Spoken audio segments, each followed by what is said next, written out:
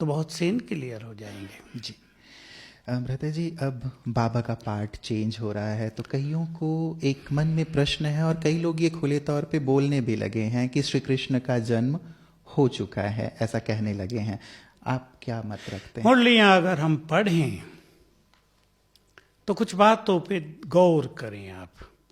देवताओं को पतित नैनों से नहीं देखा जा सकता। अब श्री कृष्ण ने जन्म लिया होगा तो कोई देखेगा नहीं क्या उसे? हजारों होंगे ना देखने वाले। श्री कृष्ण के जन्म के बारे में बहुत सुंदर बातें साकार मुरलियों में ही कही गई हैं।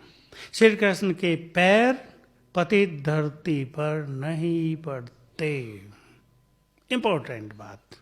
श्री कृष्ण की आत्मा जब परम धाम से उतरेगी उसका स्पष्ट नजारा साकार मुरलियों बाबा ने बोल दिया है। धरती जलमग्न हो जाएगी। पीछे ही आया है 1-2 मास पहले। श्री कृष्ण की आत्मा ऊपर से उतरेगी, ऐसा प्रतीत होगा नीचे वालों को जैसे बहुत जबरदस्त प्रकाश ऊपर से नीचे आ गया है। ये सब होगा। लोग बहुत थोड़े होंगे, पतित लोग बहुत ज्यादा नहीं होंगे। इसलिए श्री कृष्ण का जन्म अभी संभव नहीं है। ये प्रकृति जो पतित है ये भला पावन शरीर का निर्माण कैसे करेगी? उसको पानी कहाँ से मिलेगा? पवित्र मिलेगा? पानी तो चाहिए, भोजन चाहिए। दूषित है सब कुछ, देवताओं के योग्य नहीं है। बाबा नहीं आ रहे हैं इसका अर्थ ही नहीं कि बाबा ने जन्म ले लिया। ये वो कहते हैं जिनको ज्ञान बहुत कम है। बाबा आ नहीं रहे पर बाबा तो आ रहे हैं। कौन कहता है नहीं आ रहे हैं? ये मान्यता ही गलत है। बाबा का कार्य सूक्ष्म वतन से तब तक चलता रहेगा जब तक ये सृष्टि पूरी तरह पावन न बन जाए, देव युग की स्थापना न हो जाए। 100 साल संगम युग के हैं जिसमें ये स्थापना का कार्य, विनाश का कार्य पूर्ण हो जाएगा। संगम तक ब्रह्मा बाबा है। शिव बाबा और ब्रह्मा बाबा दोनों का पार्ट सबको अच्छी तरह मालूम हो। जो बाबा के महावाक्यों में विश्वास करते हैं, दोनों का पार्ट अलग नहीं होता, दोनों का पार्ट साथ साथ होता है।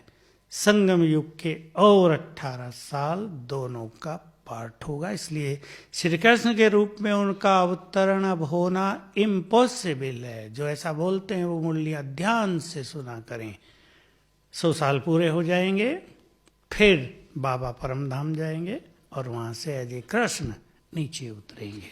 तो क्या ये माना जाए कि 2036 में श्री कृष्ण जी का आगमन होगा? 2036-37 इसके आसपास ही श्री कृष्ण का आगमन धरा पर होगा। जी। तो इन 18 वर्षों को आप किस रूप में देखते हैं? क्या क्या होना है, हमें क्या करना है, दुनिया में क्या? देखिए, मुझे तो बहुत सारी विजन क्लियर हैं, आती रहती हैं मुझे सब कुछ। तो अब साकार बाबा का पार्ट पूरा हो गया था, 33 साल पार्ट बजाकर। अब 50 साल ये अव्यक्त बाबा के पूरे हो रहे हैं। 50 साल में से 48 ईयर्स बाबा ने बहुत अच्छी हम सब की पालना की। तो हम जानते हैं कि इसी तरह से स्थापना का कार्य पूर्ण नहीं हो सकेगा। 10-12 लाख ब्राह्मण बने हैं, बनने तो करोड़ों हैं। सतयुग के अंत तक की आबादी 2 करोड़ है देवताओं की, और बाद तक की तो बहुत है। तो इतने देवताओं की रचना, देवत्व उनको प्रदान करना, सभी को बाबा का संदेश देना, वो टीवी से ही नहीं मिल जाएगा। तो अब तीसरे पार्ट की जरूरत है, और वो बाबा की मुरलियों में आप सब अगर ध्यान दें उन बातों पे, उस दृष्टि से मुरलियों को सुनो तो सब आता रहता है। साक्षात्कार होते रहेंगे। आया मुरलियों में 2 मास में कितनी बार आया। बाबा तुमको कितना बहलाएगा, पहाड़ियों पर रखेगा, पता भी नहीं होने देगा विनाश कब हो गया, मगन रखेगा गोल्डन एज में, सूक्ष्म वतन में। सुना है ना सभी ने? एक और पाठ चलेगा जो अव्यक्त मुरलियों से स्पष्ट है। जो इस देव देवियां हैं जिन्होंने अपनी स्थिति को बहुत महान बनाया है, वो साक्षात्कार रूप में प्रत्यक्ष हो जाएंगी और उनके द्वारा बाबा साक्षात्कार कराएगा। तो एक इस देवी कहीं जैसे साक्षात्कार हुआ यानी वो प्रख्यात हुई, लोग कहेंगे देवी प्रकट हो गई। उसके जितने भगत संसार में हैं वो 1 हफ्ते में भागाएंगे उसके पास। और जो देवी कहेगी सत्यवचन महाराज, कितने देवता तैयार हो जाएंगे।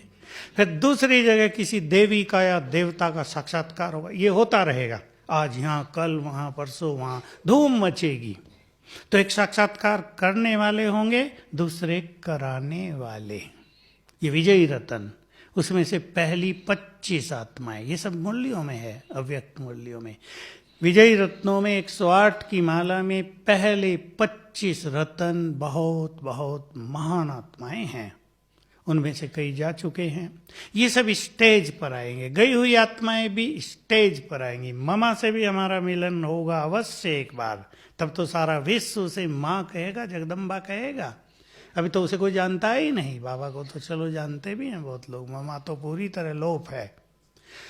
तो धूम मचेगी साक्षात्कार की। तो अब ये पाठ चलेगा और दूसरा पाठ चलेगा, ये बहुत सुंदर पाठ होगा ना हम सब के लिए। हमें सेवा करना नहीं पड़ेगा, विंग खत्म हो जाएंगे सब, कॉन्फ्रेंस करने की जरूरत नहीं पड़ेगी।